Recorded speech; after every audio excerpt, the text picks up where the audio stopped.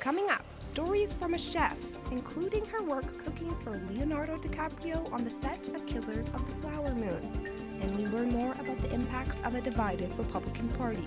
Hear those interviews plus headlines ahead on the ICT Newscast.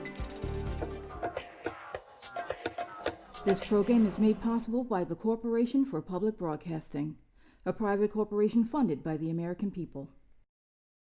The ICT Newscast is sponsored by the Indian Land Tenure Foundation, a nonprofit organization serving American Indian nations and people in the recovery and control of their rightful homelands. On the web at iltf.org. Support for the ICT Newscast with Aaliyah Chavez comes from the Arizona PBS studios in Phoenix at the Walter Cronkite School of Journalism and Mass Communications at Arizona State University.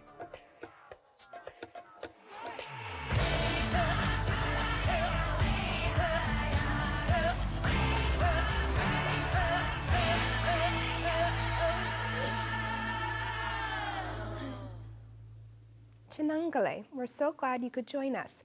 I'm Mackenzie Allen Charmley. Aaliyah is away. We begin today in Arizona, where former Navajo Nation President Jonathan Nez has announced he is running for Congress. Nez is running as a Democrat for Arizona's 2nd congressional district. Previously, the district was slightly more favorable to Democratic candidates and had the most indigenous voters in any one congressional seat. The district now has more white rural voters from the northern part of the state.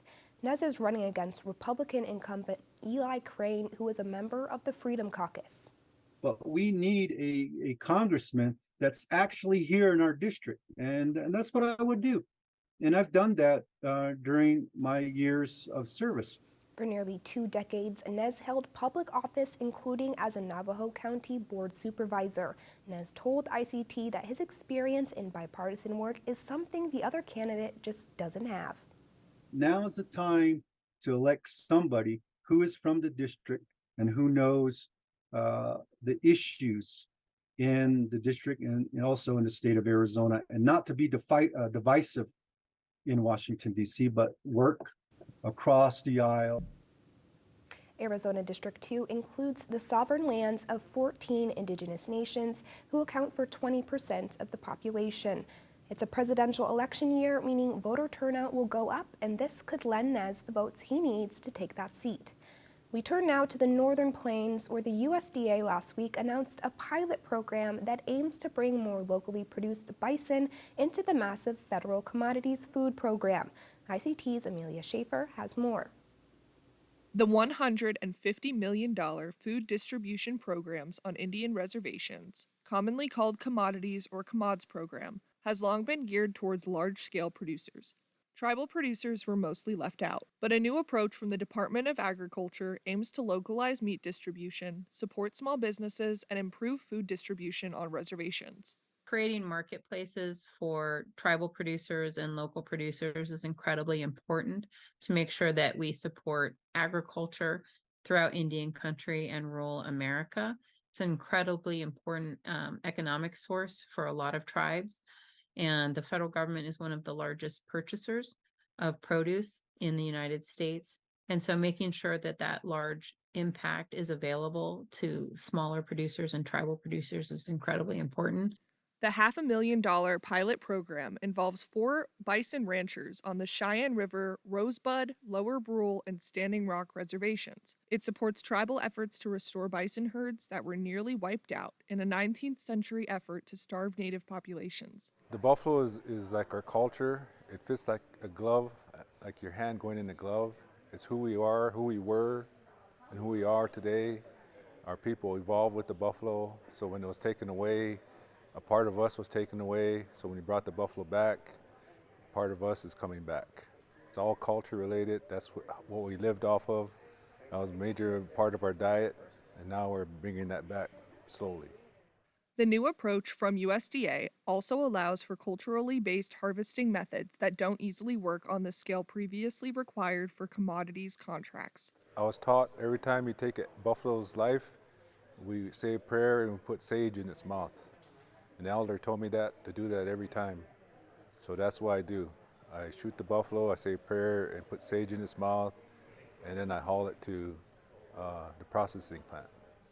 Agriculture Department officials hope the pilot program will pave the way to introduce more small operators in the federal procurement process. Small and tribal producers themselves have been asking for this for a very long time, not only within this context, but within other contexts at USDA. Federal procurement can be very challenging. The process is burdensome and difficult to navigate, particularly if you are a small producer and don't have a significant staff. On the Cheyenne River Reservation in South Dakota, Amelia Schaefer, ICT News. Meat deliveries under the pilot program are scheduled to begin in November and continue through April. The USDA will evaluate the program on an ongoing basis. Moving internationally, a group of Indigenous women in Greenland are suing the government for forcing them to use contraception. In the 1960s and 1970s, dozens of Indigenous women were forced into having IUDs implanted as children without their parents' consent. The women who were living in Greenland boarding schools are among thousands affected by a Danish government campaign attempting to control the growth of Indigenous population in Greenland. An IUD is a form of birth control that is inserted in the uterus to prevent pregnancy. In one report, young girls who were not yet sexually active and as young as 12 were defenseless against doctors. According to the victims, the procedure was a violation of their human rights that left lasting physical and psychological damage. The group, many of whom are now in their 60s, are seeking compensation from the Danish government of over $40,000 in damages each. And those are the headlines for the ICT Newscast.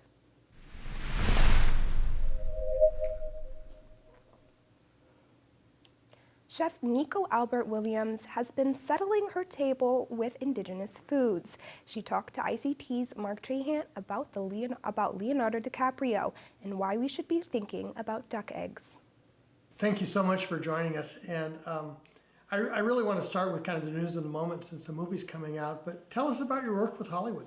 Yeah, actually, the way that movie production works, it was 2021 that I spent 5 to 6 months working on the set of Killers of the Flower Moon, cooking for Leonardo DiCaprio. So that was quite an experience. And then, you know, it was an immersive time to be just wrapped up and all day, every day being on call for, you know, Hollywood.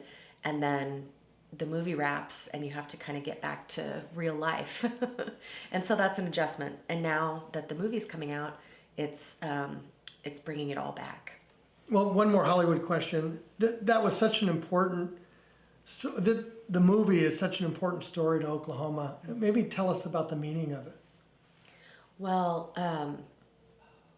Killers of the Flower Moon tells the story of the Osage murders in the 1920s, and it's a story that is very real and very known to the Osage community here, but has not been touched upon in mainstream media at all. The history books don't talk about it. Even our Native community here in Tulsa, you know, doesn't talk a lot about it until now. This movie is bringing a lot of it to light. The book started bringing a lot of it to light. And there have been, you know, Osage authors and Native writers writing about this time period and the atrocities that happened to Osage families over this, you know, long period of time, and all of the struggle that happened due to, you know, everything that's detailed in this new book and this new movie, but attention was never really given to those people telling the story. So it's an interesting time to be having this on display for the greater mainstream public, this story that we've always known, but hasn't been talked about. I want to ask you about how, I mean, there's a real change going on in how particularly Indigenous communities think about food, and you're very much a part of that. So maybe talk about that for a second. Sure. There's, you know, we have such an idea of what traditional food is in Native communities. And a lot of times those foods are survival foods like fry bread, or foods that are ingredients that were brought to us through colonization or through, the food ration programs, commodity food programs that our ancestors, kind of applied their ancestral knowledge to, but basically they were making sustenance food. And now the movement is to reconnect to ancestral foods as a way of healing, because further, not just traditional foods, the foods that we think of that we eat at powwow or, at family gatherings and things like that, we're talking about going back further and going to pre-colonization. What were our ancestors eating? How were they preparing it? How were they growing it? And how has that affected their health versus the way that we see our health today? And the answer is that, reconnecting to these traditional ancestral foods is a way to heal a lot of the damage that was done by relying on those commodity foods. So a lot of it is educating our own communities about what truly ancestral foods are and how delicious they can be. So I want to ask you about ducks. Because I can talk forever about ducks. I'm intrigued by ducks. Coming from, a background of the professional culinary world, eggs are a big part of that. And when you think about eggs in, contemporary American kitchens, there's never any question that it's chicken eggs. It's and nowadays people are moving toward maybe farm eggs or, the happy eggs that are healthier for you because the chickens are healthier. But I love the idea of taking that even a step further and saying, chickens are not indigenous to North America. If our ancestors were eating eggs, they would have been eating duck eggs. And our ancestors didn't necessarily domesticate ducks for that purpose, but ducks are an indigenous animal to our region, and they were a food source. So when I'm making traditional foods, I like to substitute duck eggs. And, yes, that does tie it to our ancestral foods, and they are usually, when you buy duck eggs, you're getting them from a source where they're very well cared for. The ducks are well fed, they are free range, because there really aren't large scale commercial farming operations producing duck eggs because they're not, a mainstream food. But further than that, I find them to be so much more delicious than chicken eggs. They have a lot more flavor, they're richer, they make incredible baked goods and custards, and even just a simple omelet. It's a whole different experience when you use something like a duck egg. Any last thoughts on what the importance of indigenous foods at this moment? It's just a really exciting time as a chef, as a native chef specifically. Everybody even in mainstream culture and in our native communities is looking for ways to feel healthier, to live longer, to live better lives, increase our quality of life. And it's just very beautiful to me that our ancestors have laid the groundwork for that. All we have to do is go back and look at these seeds that they left for us and learn to plant them and learn to cook what they grow. And that's the key to true wellness, is connecting in, yes, a physically healthy way to indigenous foods, but also healing through reconnecting to our culture with these foods, because food can give you mental health, can give you emotional health, can give you that spiritual well-being that's often empty and missing from the packaged foods that everybody eats today. So it's just a really important way for us to be able to take our communities into the future. We have to be healthy and we have to be reconnected to our food sources. Chef, thank you so much. Yeah, thank you. Thank you so much for having me.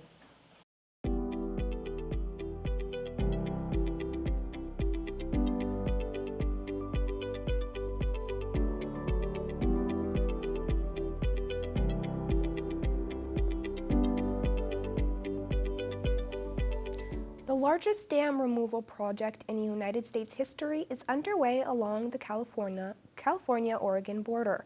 That comes in a move spurred and hailed by tribes eyeing the return of salmon runs. ICT's Stuart Huntington has more on how, in some ways, removing the dams is the easy part.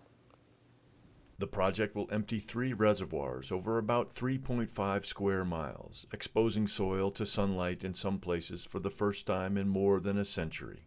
The 4 dams slated for demolition were built starting in 1918 to generate electricity.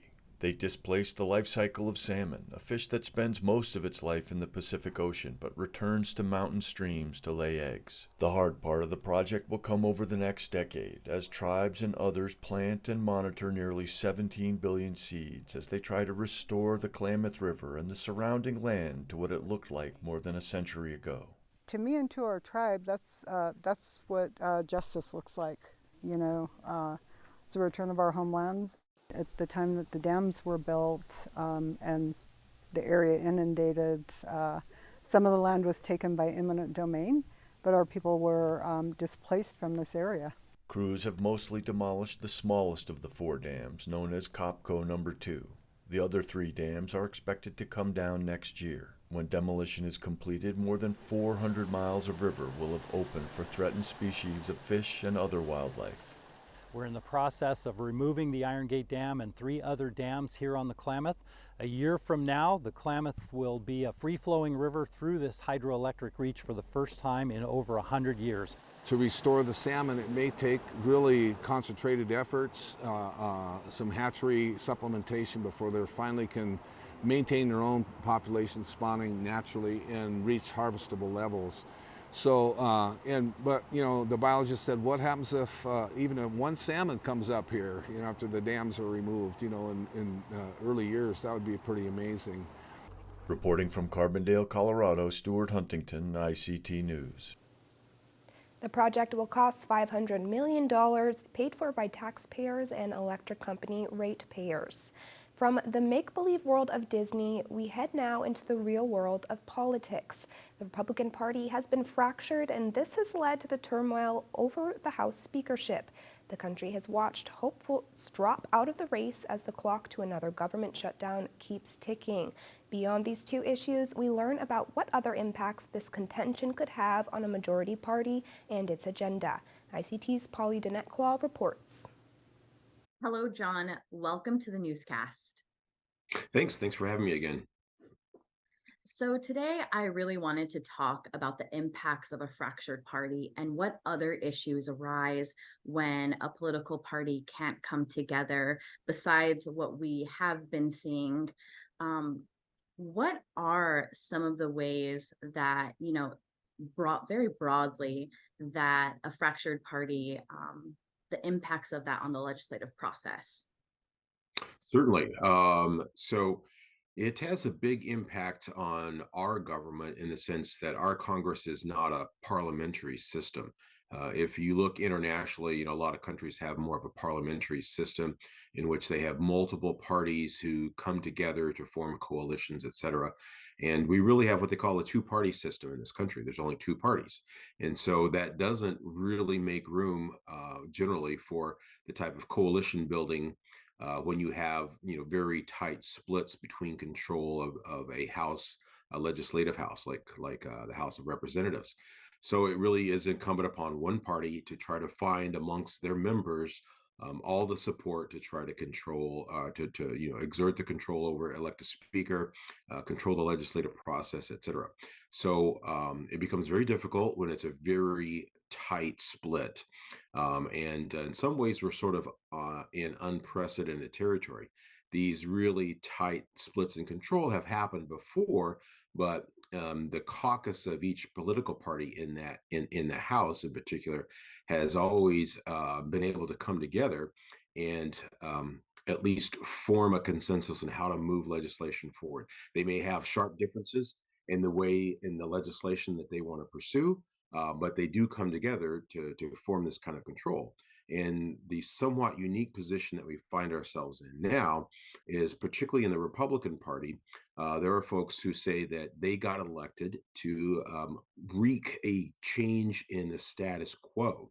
And in their view, that's not just a status quo of a Democrat-controlled House of Representatives versus Republican, but really, I look at saying there's too many folks who really represent the same viewpoints and have been controlling Congress for too long. And I came here to try to change that. And so they really want their leadership on the Republican caucus to reflect this sort of real change in mindset that they feel has not happened in decades. And so their purpose is really not legislative accomplishments. It's actually changes to the very House structure itself. And that becomes a real challenge as you have, a group of leaders who are trying to get the caucus together to do the legislative work of the House. So that's kind of the challenge that we face right now with the Republican caucus. One of the most important bills to Indigenous nations is the Farm Bill, and it seems in all of this chaos, it has sort of fallen to the wayside. What is your analysis on where the Farm Bill is and where it is in sort of this, in the level of importance? It is generally considered one of the most important pieces of legislation that Congress passes every 5 to 7 years. They've extended the authorization period in different time periods. The Farm Bill is an interesting piece of legislation because the programs that it authorizes and the USDA, the primary agency for implementing those programs, has such a broad mandate. And over the years, lots of disparate pieces have been of policy have been shoved into that. And it's no longer just, quote, a farm bill in that it deals with agriculture, et cetera, rural programs. There's a lot of urban programs that are in there.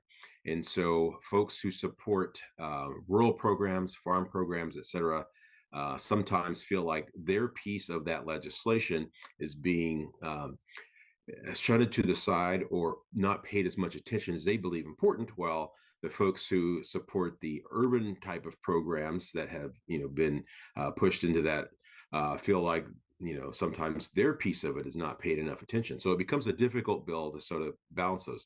In years past, when you had a little more bipartisan interaction between the House Republican and the House Democrat caucus, those two pieces actually help that legislation come together. In a time like this, when you have these really sharp political divides, and oftentimes when you have very close control over the House, then these divides become harder to bridge, and that means a bill like this becomes very difficult, a real challenge to get the legislative support to pass it. What often happens, Congress has a hard time dealing sometimes with difficult legislative decisions, is they punt. And usually that means that they will just pass a 1-2 year extension until they feel like they can get into maybe another Congress, or maybe next year, which will be an election year, and there'll be more interest in showing legislative accomplishments that will appeal to their various constituencies. So they may punt to then and just pass a short-term extension. One other option that is really disliked by folks who do not like the status quo in how Congress operates is they can also use the appropriations process and sort of do 1-year extensions through the appropriation process by appropriating funds for specific programs. And years ago, that was determined to be constitutional. As long as Congress is putting funds into a program, then even if it has passed out of authorization, it will be deemed to be authorized for that appropriation year. The problem is, of course, it's only 1 year. Congress only appropriates 1 year. So that is a real problem when you're trying to plan for and implement programs that are multi-year programs. And as we know, for Indian country, a lot of these programs depend upon multi-year funding to really accomplish the goals that they're set for. So it's a problem for the folks who are impacted by those programs, and Indian country is obviously heavily impacted by that. There are a lot of issues among the Democrat and the Republican Party, and then also with each other. And so I'm curious to know, since Indian countries' legislations are often bipartisan, do you see sort of these issues impacting legislation that's important to Indian country? Well, they do impact it, and it's probably something that would be incumbent upon Indian country to take upon itself to try to bridge this gap. Um, we now have across the country a number of tribes that are in sort of in or close to more urban areas, and places like California in particular, or even places like Arizona and New Mexico. You have a number of tribes, pueblos, who are relatively close to the population centers in those states. And so, this sort of urban rural divide that we find ourselves in these days, can be helped if the tribes can come together. And those tribes who have more of a political impact on urban areas, would work together more with the tribes who are in more rural areas, and with their representatives. If they can come together and sort of pursue common goals in this, then it can be a help actually on a bipartisan basis to pass legislation like this. Well, that's all the time we have. John, thank you so much for joining the newscast. Thank you. It's always great to talk with you. And that's a slice of our Indigenous world. For all the latest, visit ictnews.org. From all of us in the newsroom, stay safe, my relatives.